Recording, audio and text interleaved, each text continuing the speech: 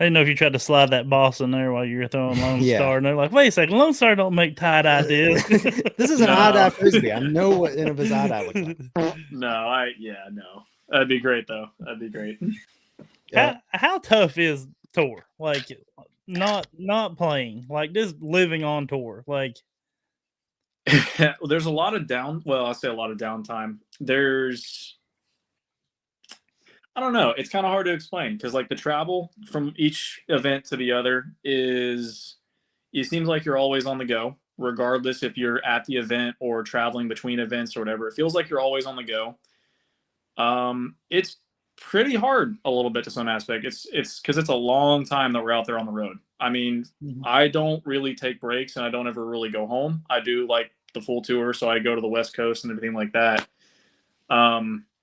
It's a long time without seeing family and friends back home, so it's kind of hard in some aspects. Physically, it is because you're playing basically every day, whether you like it or not. You pretty much want to play every day. I'm going to be allowing myself to have days off this year because I just can't play every day. There's no way, man. I'm not doing that anymore.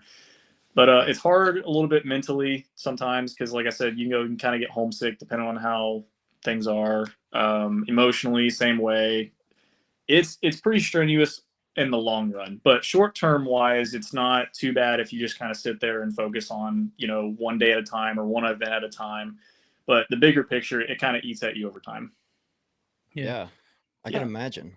I was wondering, like, because you did hear a lot of pros like talk about how some of them thought that the season was too long, maybe too many stops, and then they throw this the go throw tour in on the bye, pretty much your off weeks. Yep. So I wondered, will they?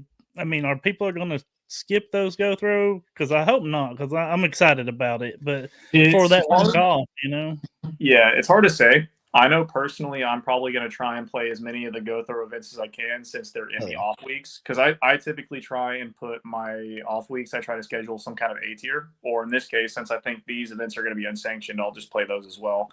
But I try and because if there's an off week in between events, I typically like to schedule something that's on the way, whether it be an A tier or usually an A tier. I don't play anything else besides A tiers. It feels like on tour. So I will probably play the go through events. As far as other people doing it, I'm sure you'll see some pros do it. I'm sure others will probably be like, let's not do that. Let's just take the rest and take the off week and move on.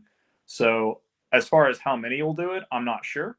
But I believe there will be some players for sure at the go through events. Probably like me, as many as they can